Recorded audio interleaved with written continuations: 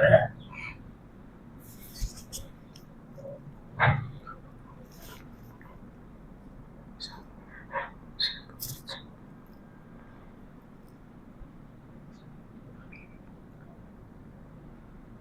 الله الرحمن الرحيم نحمده ونصلي على رسوله الكريم أما بعد فأعوذ بالله من الشيطان الرجيم بسم الله الرحمن الرحيم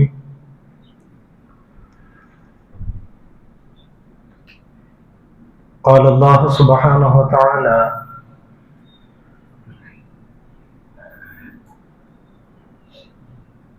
إن الصلاة كانت على المؤمنين كتابا موقوتا صدق الله مولانا العظيم وقال نبينا سندنا شفيعنا محمد رسول الله صلى الله عليه وسلم يغتنم خمسا قبل خمس إلى آخر الحديث அளவற்ற அருளாளரும் நிகர் அறவையற்றன்புடையவனுமாகிய எல்லாம் உள்ள அல்லாஹ்வின் திருநாமத்தால் ஆரம்பிக்கின்றேன். புகழ் அனைத்தும் ஏக இறைவனான அல்லாஹ்வுக்கு உரித்தாகட்டுமாக.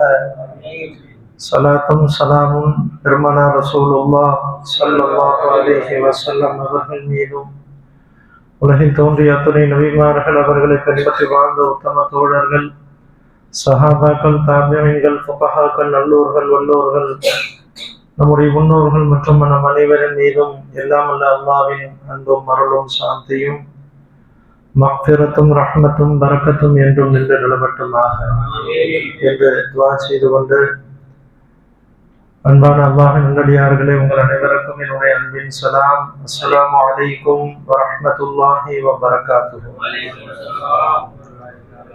சங்கையான அல்லாஹ்வின் நல்லடியார்களே, பாக்கியம் பொருந்திய இந்த ஜும்மாவுடைய தினத்தில ரமலானுடைய காலங்கள் நிறைவடைந்ததோடு ஹஜ்ஜுடைய அமல்கள், அதற்கான முயற்சிகள் எல்லாம் உலகமெங்கும் மக்கள் தயாராகி கொண்டிருக்கிறார்கள். இறையில்லம் செல்லக்கூடிய அத்தனை பெருமக்களுக்கும் அல்லாஹ் அவர்களுடைய பயணங்களை லேசாக்கி வைப்பானாக. நமக்கும் நம்முடைய குடும்பத்தாருக்கும் புனிதமான இறையில்லமாம் காபத்துல்லாவை ஹஜ் செய்யக்கூடிய பாக்கியங்களை எல்லாம் நசீபாக்குவானாக. இன்ஷா அல்லாஹ் வரக்கூடிய காலங்களிலே அதை நெருக்கத்தில் ஹஜ்ஜுடைய சிறப்புகள் அதை பற்றி நாம் சொல்வோம். இந்த வருடத்துல மற்ற வருடங்கள் இல்லாம கிட்டத்தட்ட தமிழகத்தின் சார்பாக 6000க்கும் மேற்பட்ட ஹாஜிகள் செல்வதற்கு தயாரா இருக்காங்க. மாஷா அல்லாஹ். பல்வேறு இடங்களில அந்த ஹாஜிகளுக்கான வழிகாட்டி நிகழ்ச்சிகள் நடைபெற்று கொண்டிருக்கு. நம்ம மஹால்லாவில செல்லக்கூடியவர்கள் இருந்தால் அது போன்ற நிகழ்ச்சிகளிலே நாம் நிச்சயம் கலந்துக்கணும். அப்பதான் நம்முடைய அமல்கள் சரியாகும் இன்ஷா அல்லாஹ். இன்றைய ஜும்மாவிலே நான் பேச விரும்பும் ஒரு தலைப்பு நேர மேலாண்மை, நேர கட்டுப்பாடு. அல்லாஹ் தஆலா மனிதனுக்கு கொடுத்த கனிமத் என்று சொல்லக்கூடிய நிஅமத், அருள்கொடை என்று சொல்வதில் ஸல்லல்லாஹு சொல்லுவாங்க, உங்களுக்கு 5 விஷயத்தை அல்லாஹ் அருள்கொடையாக தந்திருக்கிறான். யக்தனிம் ஹம்சன், 5 விஷயங்களை நீங்கள் அருள் பாக்கியமாக கருதுங்கள். அதுல ஒண்ணு மனிதனுக்கு உடல் ஆரோக்கியம். இது அல்லாஹ் கொடுத்த மிகப்பெரிய அருள் பாக்கியம். வாலிபம், இதுவும் மனிதனுக்கு கிடைக்கப்பட்ட மிகப்பெரிய அருள் பாக்கியம். ஓய்வு, 3வது ஓய்வு. ஃபராகத், ஓய்வுன்னு சொன்னா நாம வேற ஓய்வை நினைச்ச கூடாது. வெட்டில படுத்து உறங்குறதான் நாம ஓய்வு நினைச்சிருக்கோம். அப்படி இல்லை. எல்லா காரியங்களும் செய்வதற்கு ஒரு மனிதனுக்கு ஆற்றல் இருக்கு பாருங்க, அதுதான் ஃபராகத்னு சொல்லுவோம். இத புரியணும்னு சொன்னா அதற்கு எதிர் மதத்தை புரிஞ்சுக்கிட்டா புரிஞ்சிடலாம். அரபியில ஒரு வார்த்தை சொல்லுவாங்க, ஒரு பொருளை விளங்குவதற்கு அதனுடைய எதிர்மறையை புரிஞ்சுக்கிட்டா போதும். வெளிச்சத்தை பத்தி மக்கள்கிட்ட பேசிக்கிட்டே இருந்தாங்க. வெளிச்சம்னா என்ன அப்படின்னு பார்த்தாங்க. சாயங்காலம் சூரியன் மறைஞ்சு இருட்டாச்சா இல்லையா, அப்ப எல்லாத்துக்கும் வெளிச்சம்னா என்ன புரிஞ்சிருச்சு. பல மணி நேரம் வெளிச்சத்தை பத்தி பேசுறது ஒரு பக்கம், அந்த இருளுக்கு அடைந்த உடனே மக்களுக்கு என்ன புரிஞ்சிருச்சு, வெளிச்சம்னா என்ன புரிஞ்சிருச்சு. அதுபோன்று மனிதனுக்கு நேரம் என்பது அல்லாஹ்வால் வழங்கப்பட்ட மிகப்பெரிய நியமத்து. எங்கெல்லாம் அருள் பாக்கியம் என்று சொல்லப்பட்டிருக்கிறோம் பெருமக்களே, அருள் பாக்கியம்னு எங்கெல்லாம் சொல்லப்பட்டிருக்கோ அது எல்லாமே மனிதனுக்கு சோதனைக்கு உட்படுத்தப்பட்டது. அது உடல் ஆரோக்கியமா இருக்கட்டும், வாலிபமாக இருக்கட்டும், மனிதனுக்கு கிடைக்கக்கூடிய நேரங்களாக இருக்கட்டும், நோயில்லாத ஆபியத் என்று சொல்லப்படக்கூடியது, மனிதனுக்கு கிடைக்கப்படக்கூடிய ஆயுள் காலம், இது எல்லாமே குர்ஆன் ஹதீஸ்ல நீங்க பாத்தீங்கன்னா அருள் பாக்கியம் சொல்லப்படும். எதெல்லாம் அருள் குறையா சொல்லப்படுதோ அதெல்லாம் சோதனை. அதை பற்றி உண்டான விசாரணை இறைவனிடத்தில் இருக்கிறது. நேரம் என்பது ரொம்ப முக்கியம் மனுஷனுக்கு. இன்னைக்கு பல பேருக்கு உண்டான செய்திகள் என்ன, நேரம் இல்லைங்க, எதையும் செய்யறதுக்கு என்ன இல்லை, எல்லாத்தையும் செய்யணும்னு ஆசை இருக்கு, ஆனா நேரம் இல்லை. ஒரு பள்ளியில தொழுகக்கூடிய தொழுகையாட்டி கேட்டாலும் நிறைய தொழுகணும்னு ஆசை, அமல் செய்யணும்னு ஆசை, நேரம் இல்லை. ஒரு வியாபாரிகிட்ட போங்க, வியாபாரத்துக்கு உட்கார்ந்து நேரம் கொடுக்கணும், இன்னும் சரக்கு அதிகமாக்கணும், கஸ்டமரை பிடிக்கணும், பல பேர்கிட்ட பேசணும், இதை விஸ்தீரப்படுத்தணும்னு நினைக்கிறாங்க, நேரம் இல்லைங்க. ஒரு வியாபாரி நேரம் இல்லைன்னு சொல்றாரு. படிப்பாளிய போய் கேளுங்க, நல்லா படிச்சு மார்க் எடுக்கணும்னு நினைச்சேன், ஏப்பா நேரம் குறைஞ்சிருச்சு, நேரம் இல்லை, படிக்க முடியல. எந்த துறை சார்ந்த மக்களை கேட்டாலும் சரி, சிறுவர்களிலிருந்து பெரியவர் வரை, குடும்பத்தில் உள்ள பெண்கள்கிட்ட போய் கேளுங்க, நேரம் இல்லைங்க. என்னங்க பெண்கள்கிட்ட, ஏமா தொழுகலாம் நினைச்சேன், வாங்க சொன்னதை காதுல கேட்டேன், அப்படியே தொழுகலாம் நினைச்சேன், பக்தி போயிடுச்சு. பெண்கள்கிட்ட, எல்லா மனிதர்கள்ட்ட உண்டான ஒரு வார்த்தை நேரமின்மை. பெருமக்களே, அப்படி அல்ல. நேரம் என்பது அல்லாஹ்வால் வழங்கப்பட்ட அருள் பாக்கியம். மார்க்கத்தில் உள்ள எல்லா காரியங்களும் நேரத்தோடு காலத்தோடு குறிப்பிடப்பட்டு இணைஞ்சிருக்கு. தொழுகையை எடுத்துக்குங்க, தொழுகை என்பது முக்கியமான அமல்களில் ஒன்று. அல்லாஹ் குர்ஆன்ல சொன்னா, இன்ன ஸலாத்த கானத் அலல் முஃமினீன கிதாபம் மவ்கூதா, தொழுகை என்பது மனிதனுக்கு நேரம் வரை செய்யப்பட்டிருக்கு. ஃபஜ்ருடைய தொழுகையை ஒருத்தர் நொஹர்ல தொழ முடியாது, நொஹருடைய தொழுகையை அஸர்ல தொழ முடியாது. தஹஜ்ஜுடைய தொழுகையை மார்க்கத்துல சொல்லப்படுது, வன்னாஸ் நியாம், மக்கள் எல்லாம் தூங்கக்கூடிய நேரத்தில் எழும்பி தொழக்கூடிய ஒரு தொழுகை இருக்கு. தஹஜ்ஜுடைய நேர தொழுகை ஒரு 2 ரக்காத் தொழுதாலும் அதனுடைய நன்மை அவாதியானதுதான். ஆனா ஒருத்தர் சொல்றாரு, அதே தஹஜ்ஜுத் தொழுகையை நான் ஒரு 20 ரக்காத்தை இப்ப தொழுகிறேங்க, நடக்காது. நோன்புகள் ஆக்கின்றோம், ரமலானுடைய மாதங்கள் அல்லாஹ் சொல்லும் போது சொன்னா, குதிப அலைக்கும் ஸியாம், உங்கள் மீது நோன்பு கடமையாக்கப்பட்டிருக்கு. எதுல? ரமலானுடைய மாதத்துல. ரமலானுடைய மாசம் நான் மிஸ் பண்ணிட்டேங்க, இப்ப நான் நோன்பு வைக்கலாம்னு நினைக்கிறேன். நீங்க நோன்பு வைக்கலாம், அது நஃபிலான நோன்பாகலாம், ஆனா ரமலானுடைய ஃபரலான ஒரு நோன்பு ஒரு வினாடிக்கு அது ஈடாகாது. ஹஜ்ஜுடைய அமல்களை எடுத்துக்குங்க, ஹஜ்ஜுடைய எதுக்குங்க இவ்வளவு தூரம் போகணும், என்ன செய்யலாம்? அபரஹா என்று சொல்லக்கூடிய ஒரு மிகப்பெரிய ஒரு கொடுங்கோல ஆட்சியாளன் இருந்தான். அவனுக்கு இஸ்லாத்தின் மீது, காபத்துல்லாவின் மீது பொறாமை. இஸ்லாம் அப்ப தோன்றல, நபி ஸல்லல்லாஹு அலைஹி வஸல்லம் அவங்க பிறக்கல. அவனுக்கு மிகப்பெரிய ஒரு பொறாமை வந்து காபத்துல்லாவின் மீது. இது என்ன, இந்த மக்காவுக்கு மக்கள் எல்லாம் வராங்க, நான் ஒரு காபத்துல்லாவை உருவாக்கணும். அதே போன்ற வடிவம் கொண்ட இங்க எல்லா மக்கள், ஊர் உள்ள எல்லா மக்களுக்கும் ஆர்டர் பாஸ் பண்ணா, நீங்கள் இனிமேல எங்க போகக்கூடாது, ஹஜ்ஜி என்ற அமல் ஹஜ்ரத் இப்ராஹிம் அலைஹிஸ்ஸலாம் காலத்துல இருந்து ஹஜ்ஜுக்கு தவாஃபுக்கு நீங்கள் மக்காவில் இருக்கிற இறை இல்லத்துக்கு போகக்கூடாது, நான் ஒரு இறை இல்லத்தை கட்டி இருக்கிறேன் அங்க வாங்கன்னு சொன்னாங்க. மக்கள் எல்லாம் அதை இடித்து துவைத்து எடுத்தார்கள். பொறாமை கொண்டு என்ன செஞ்சாங்க, இந்த காபத்துள்ள இருக்க போது நீங்க இதுக்கு போவீங்க, அதை இடிக்கிறேன்னு சொல்லி புறப்பட்டு வந்தாங்க. நவுதுபில்லாஹ். இந்த காபத்துள்ளாவை நான் இல்லாம ஆக்க போறேன். மிக பெரும் யானை படையோடு வந்தான். அல்லாஹ் கேட்கிறான், அலம் தர கைஃப ஃபஅல ரப்புக பி அஸ்ஹாபில் ஃபீல். நபியே, அந்த யானை வாசிகளை நாம் என்ன செய்தோம் என்று உங்களுக்கு தெரியாதா? என்ன செய்தோம்? யானை வாசிகள்னா யாரு? குர்ஆனுடைய விளக்கத்தை போய் பாருங்க. காபத்துல்லாவை இடிக்க முற்பட்டவர்கள். அல்லாஹ் தஆலா அவன் அழிப்பதற்கு பெரிய ஏவுகணையை ஏவல, பெரிய புயல் காற்று கொண்டு வரல, பெரிய இடி கொண்ட மழை வரல, பூமியிலிருந்து வெள்ளம் வரல, எதுவுமே வரல. ஒரு சின்ன சிட்டுக்குருவி படையை அல்லாஹ் கிளப்பி வைத்தார். இந்த சூரா முழுவதும் நீங்க ஓடி பாருங்க. அலம் யஜ்அல் கைதஹும் ஃபீ தத்லீல் வஅர்ஸல அலைஹிம் தைரன் அபாபீல். அபாபீல் என்று சொல்லக்கூடிய ஒரு பறவை கூட்டத்தை நாம் அனுப்பி வைத்தோம். அபாபீல்னா நீங்க நினைக்கிறோமா புதிய பறவை இல்லை, சின்ன சின்ன ஒரு கையில பிடிச்சிடலாம். 50 கிராம் இருக்காது, 25 கிராம் இருக்காது அதிகபட்சம். ஒரு மிகப்பெரிய யானை படையை அழிப்பதற்கு ரப்பல் ஆலமீன் என்ன செஞ்சான், ஒரு சின்ன சிட்டுக்குருவியை கொண்டு அழிச்சு காட்டணும்.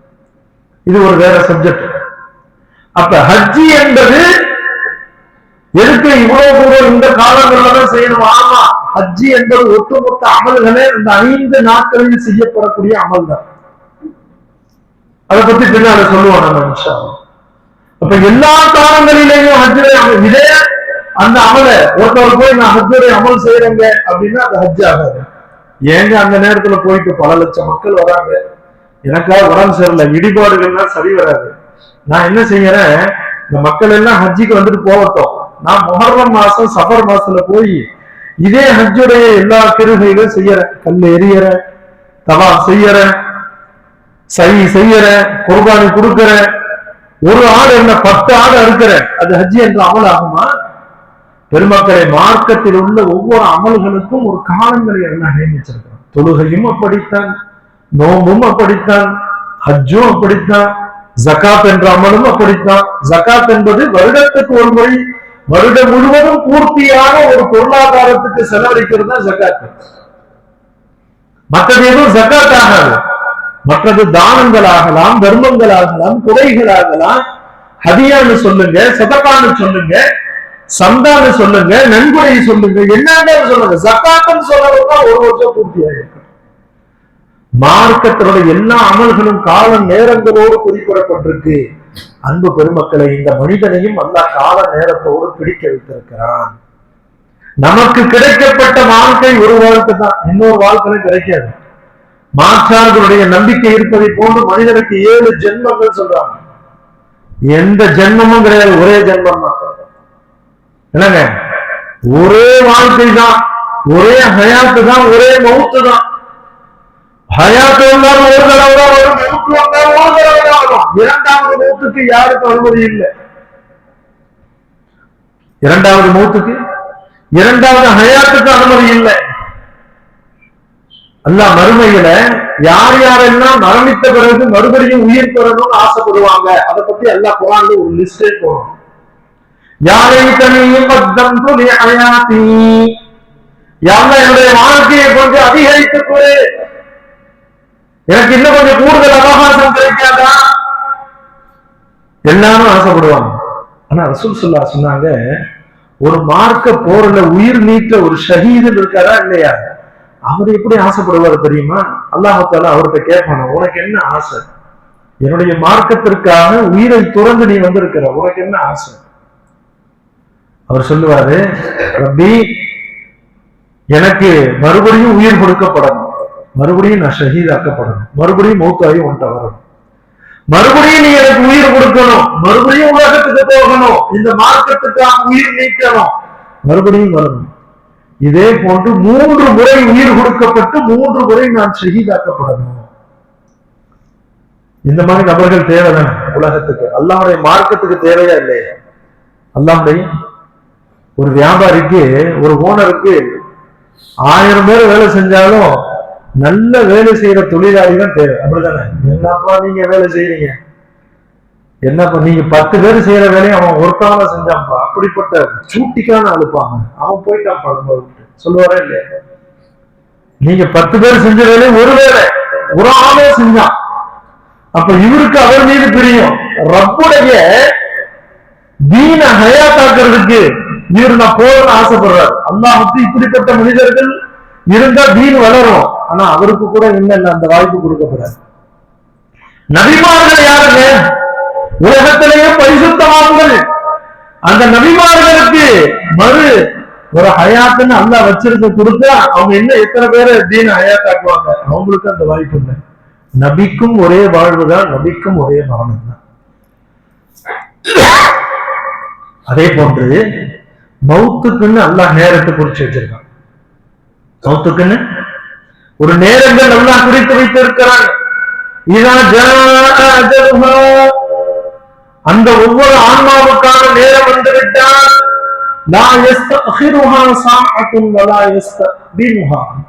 ஒரு நிமிடம் முந்தாது, ஒரு நிமிடம் பிந்தாது. மௌத்தையும் அந்த நம்முடைய ரூஹ் இருக்க இது டைமோடு எப்படி அலாரம் நம்ம வச்சிருக்கோமா இல்லையா? ஒவ்வொரு மனிதரும் போன்ல அலாரம் வச்சிருக்காரு, இந்த நேரம் எந்திரிக்கணும், இந்த நேரம் வேலை பார்க்கணும். அது போல பெருமக்களே நமக்கு எல்லாத்துக்கும் அல்ல ஒரு மௌத்துக்கு ஒரு அலாரம் வச்சிருக்கோம். we are setting, அதெல்லாம் நாம் செட் பண்ணப்பட்டிருக்கோம். அந்த ஃபங்க்ஷன் செய்யப்பட்டுதான் நாம இயங்குறோம். இருக்கா இல்லையா? பைக் வாங்குறாங்க, இதுக்கு இத்தனை மணி நேரம் சார்ஜ் போடணுங்க, இவ்வளவு நேரம் தாங்க இதை நிற்கும், ஓடுங்க, அதுக்கப்புறம் என்ன ஆயிடுங்க, நின்றுங்க. இந்த நேர கட்டுப்பாடு அன்பான பெருமக்களை உங்களுக்கும் எனக்கும் அல்லா நசீபாக்கிருக்கு. அந்த டைம் வந்துருச்சுன்னா ஒரு நிமிஷம் முந்தாது, ஒரு நிமிஷம் பிந்தாது. நேரம் என்பது அல்லாஹால் கொடுக்கப்பட்ட ஒரு அற்புதமான ஒரு ஞானத்து. அந்த நேரத்தை எப்படி பயன்படுத்துறோம் என்பதுதான். எப்படி வியாபாரத்துல உட்கார்ந்த வியாபாரிக்கும் கால நேரம் செலவாகுது. என்னங்க, வியாபாரம் செய்யாம தேடிக்கிட்டே இருக்காரு காலம் முழுவதும். இந்த தொழில் செய்யலாமா, அந்த தொழில் செய்யலாமா, அதை செய்யலாமா, காலம் ஃபுல்லா யோசிக்கிட்டே இருக்கான். இப்படியே யோசி யோசி உன் ஆயுள வீணாயிருந்தது. அவருக்கும் காலம் போகுது. பெருமக்களை சிந்திப்பவருக்கும் காலம் செல்கிறது, சிந்தனை இல்லாதவருக்கும் காலம் செல்லுது. ஆனால் புத்திசாலி யாரு? அல் கையிசு மந்தான நஃப்ஸஹு அனில் லிமா பஅதுல் மௌத். புத்திசாலி யாரு? ஸல்லல்லாஹு சொன்னாங்க, மந்தான நஃப்ஸஹு, உலகத்தில் தன்னுடைய ஆன்மாவை கட்டுக்குள் வைத்துக் கொண்டவன். வஅமில லிமா பஅதுல் மௌத், மௌத்துக்கு பிறகுண்டான வாழ்க்கைக்காக அமல் செய்யக்கூடியவன். இவன் தான் புத்திசாலி. ஸல்லல்லாஹு சொன்னாங்க, जो अक्लमंद आदमी कौन है? वो इस दुनिया में अपने नफ्स को काबू में रखेंगे और मौत के बाद आने वाली जिंदगी के लिए अमल करेंगे. वही आदमी अक्लमंद आदमी है. अल कय्यिस, अक्लमंद उसका माना मंदान नफ्स हो, अपने नफ्स को काबू में रखा. वअमिल लिमा बअदल मौत, मौत के बाद जो जिंदगी आने वाली है उसके लिए ये अमल किया. இவன் தான் சரியான நேர கட்டுப்பாட்டு கொண்டானவன். பெருமக்களே, நமக்கு ஒருபோதும் 25 மணி நேரம் ஆக்கி கொடுக்கப்படாது. சில பேர் நினைச்சிருக்காங்க, நேரம் கிடைக்கட்டும் நான் தொலை வரேன், நேரம் கிடைக்கட்டும் நன்மைகளுக்கு நேரம் கொடுக்கிறேன், நேரம் கிடைக்கட்டும் நான் ஹஜ்ஜிக்கு போறேன், நேரம் கிடைக்கட்டும் உம்ராவுக்கு போறேன், நேரம் கொடுக்கட்டும் பொது சேவைகள்ல நான் கலந்துக்கிறேன். இருக்காங்களே இல்லையா? சில பேர் நேரம் கிடைக்கட்டும் தப்லீக்கு போறேன். பல பேர் ஒருபோதும் அந்த நேரம் தான் வரப்போவதில்லை. இருக்கிற போதே அதை நாம தர்த்தீப் செய்ய வேண்டிய பொறுப்பு அல்லாஹ் நமக்கு தந்திருக்கிறோம். ரசூல் ஸல்லல்லாஹு அலைஹி வஸல்லம் வாழ்க்கை எல்லாத்துக்கும் நமக்கு நபிதான முன்னுதாரணம். ரசூலுடைய வாழ்க்கையுடைய நேரங்கள் எப்படி அமைக்கப்பட்டுச்சு, இதை பத்தி பல புத்தகங்கள் ஆய்வு செஞ்சு எழுதியிருக்கிறாங்க ஆய்வாளர்கள். ரசூலுடைய நேரங்கள் எப்படி தர்த்தீப் செய்யப்பட்டுச்சு? உலமாக்கள் சொல்றாங்க, ரசூல் ஸல்லல்லாஹு அலைஹி வஸல்லம் அவங்க ஒரு நாள்ல 2 நாட்களில் செய்ய வேண்டிய பணிகளை செய்தார்கள். आप सल्लल्लाहु अलैहि वसल्लम ने अपने हर दिन को 2 दिन की काम की तरतीब बनाया है. நம்மள மாதிரி அவங்களும் ஒரு சாதாரண மனிதர் தான். அல்லாஹ் மனிதனாக்கி தான் ரசூலை அனுப்பி வச்சார்.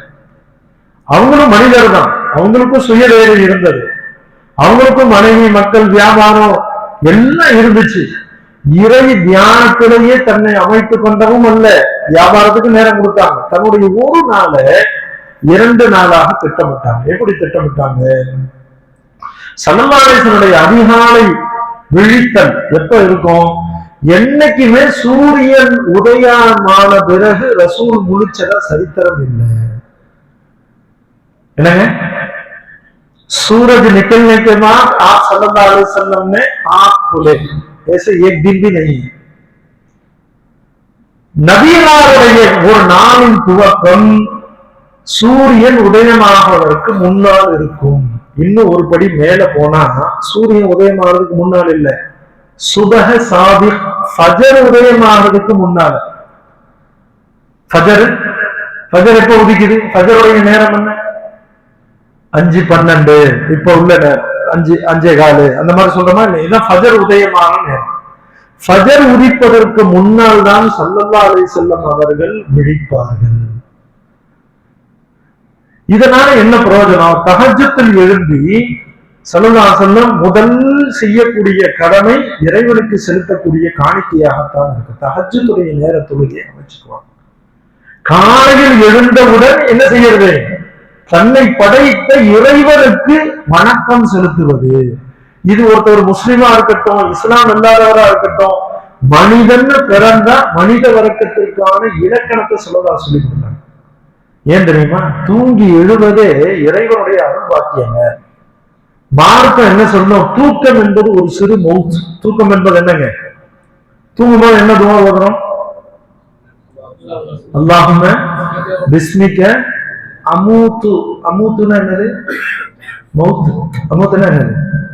தூக்கத்துக்கு ஏன் ரசூலுல்லாஹ் மௌத்துன்னு துவா சொல்லி கொடுத்திருக்காங்க? அல்லாஹும்ம பிஸ்மிக அமூத்து, இறைவா உன் பெயரை கொண்டு மரணிக்கிறேன். அப்புறம் என்னங்க? மீண்டும் உயிர்ப்படுத்தி எழுவேன். நீ உயிர் கொடுத்து எழுத. நீ உயிர் கொடுத்தனா அல்ஹம்துலில்லாஹ் கொண்டு போய் மண்ணில் அடக்கம் பண்ண வேண்டியது. அப்ப நான் கண் விழித்ததை யாருடைய அருள் பாக்கியம்? என் ரப்பு செய்த அருள் பாக்கியம். அல்லாஹு அக்பர். காலையில் எழுந்தவுடன் தன் ரப்பு, காலைல எழுந்தவுடனே சில பேர் போன் பேசணும், காலைல எழுந்தவுடனே சில பேர் டீ குடிக்கணும், காலைல எழுந்தவுடனே சில பேர் நியூஸ் பார்க்கணும், காலைல எழுந்தவுடனே சில பேர் நியூஸ் பேப்பர் படிக்கணும். மனித உலகத்தின் வழக்கங்கள் தான் என்ன? ரசூல் ஸல்லல்லாஹு அலைஹி வஸல்லம் வழக்கம் காலைல எழும்புற உடனே இறைவனுக்கு நன்றி செலுத்த 2 ரக்காத் தொழுக. அதற்குத்தான் தஹஜ்ஜுத் என்று பெயர். எனக்கு உயிர் கொடுத்த ரப்பு இல்லையா? என் உயிரை திரும்ப அனுப்பியவன் இல்லையா? அவன் அனுப்புறனா எனக்கு பெயர் மாறி இருக்கும், எனக்கு பெயர் வேற. படுத்தாருங்க மனுஷன், எழும்புங்க. சரிங்க, மையத்தை எப்பங்க எடுக்கிறீங்க? அடுத்தவே டைம் கேட்க ஆரம்பிச்சிடும். அதுக்கும் ஒரு நேரம் இருக்கு. ஒவ்வொருத்தனாக என்னங்க? சரி, மனுஷன் ஹயாத்துக்கு தான் நேரம் குறிப்பிடப்பட்டிருக்கு, மௌத்தாயிட்டா நேரம் குறிப்பிடனா உடனே என்னங்க? குடும்பத்தார உட்கார்ந்து மசோதா செய்வாங்க. என்ன மசோதா?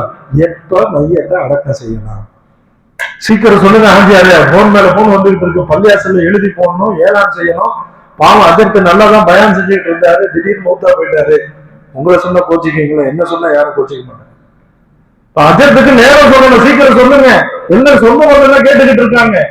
அதற்கும் ஒரு நேரம், மௌத்துக்கும் நேரம், ஹயாத்துக்கும் நேரம், உணவுக்கும் நேரம், தூக்கத்திற்கும் நேரம், எல்லாத்துக்கும் நேர கட்டுப்பாடுகள் இருக்கு.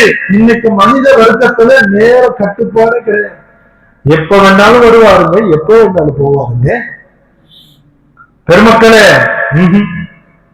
இல்ல, மனிதகுல வாழ்க்கத்துக்கு ஓமை என்ன? நாம் அல்லாஹ் மன்னிப்பானாக.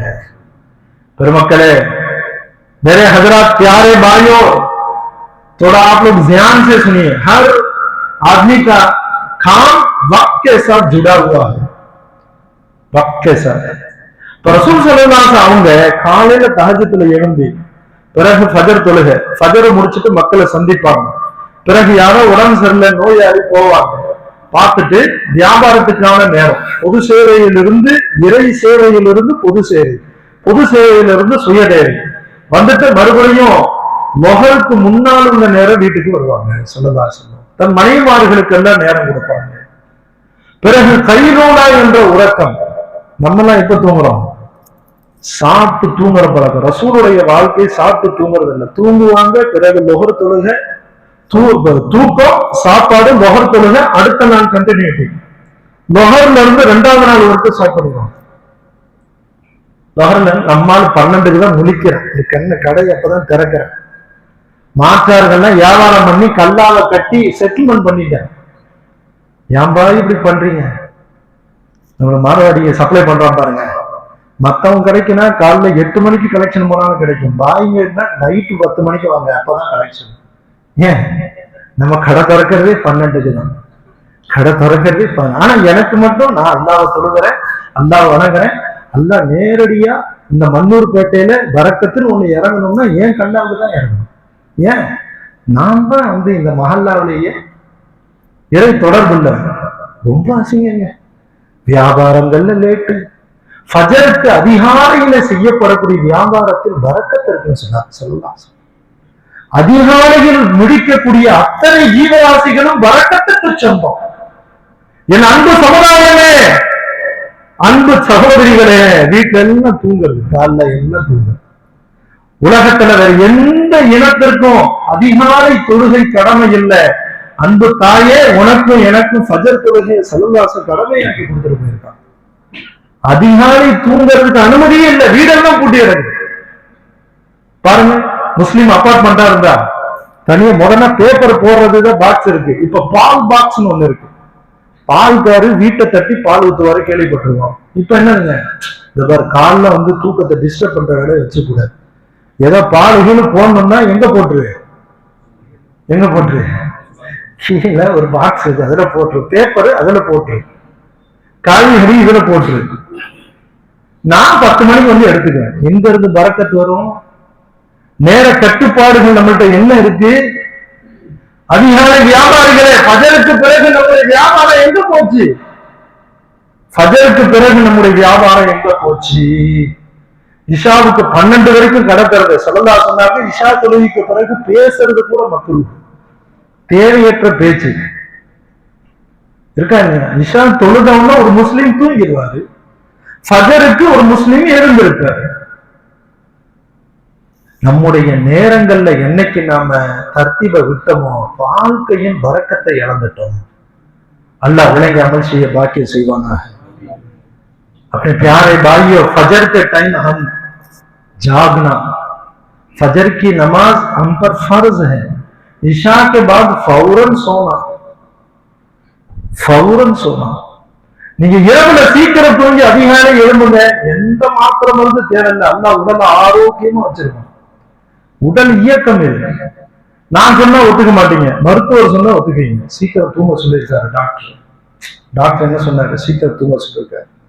படைத்த ரப்புல் ஆலமீன் அப்படி நமக்கு சொல்லியிருக்கான். விளங்கி அமல் செய்ய தௌஃபீக் அல்லாஹ் நமக்கு செய்வானாக. நேர கட்டுப்பாடு இன்னைக்கு இந்த சமுதாயம் நடந்திருக்கு.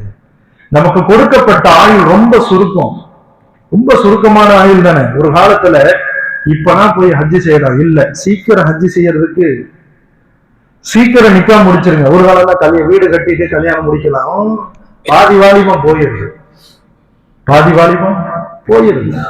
அதனால எல்லா காரியங்களையும் துரிதப்படுத்தணும். ஸல்லல்லாஹு சொன்னாங்க, 3 காரியங்களை தாமதப்படுத்தாதீங்க.